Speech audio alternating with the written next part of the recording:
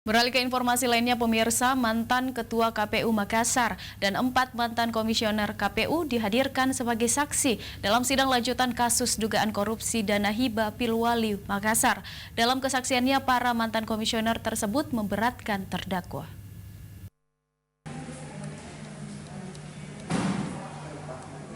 Sidang lanjutan kasus dugaan korupsi dana hibah Pilwali 2018 kembali digelar di Pengadilan Negeri Makassar.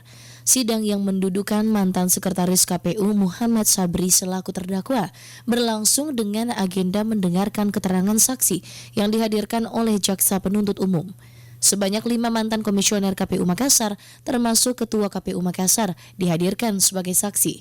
Dalam kesaksian, sejumlah komisioner tersebut memberatkan terdakwa. Dalam kesaksiannya, salah seorang mantan komisioner, Rahma, mengakui jika terdakwa sebelumnya pernah memberikan dana sebesar 15 juta kepada saksi, lalu saksi kemudian tidak menerima dan mengembalikan dana tersebut. Namun kesaksian Rahma dibantah oleh pihak terdakwa yang mengaku saksi tidak pernah mengembalikan dana 15 juta tersebut.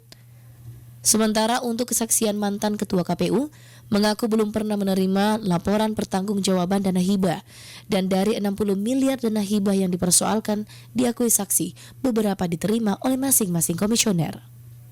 Titi Novianti, Selebes TV.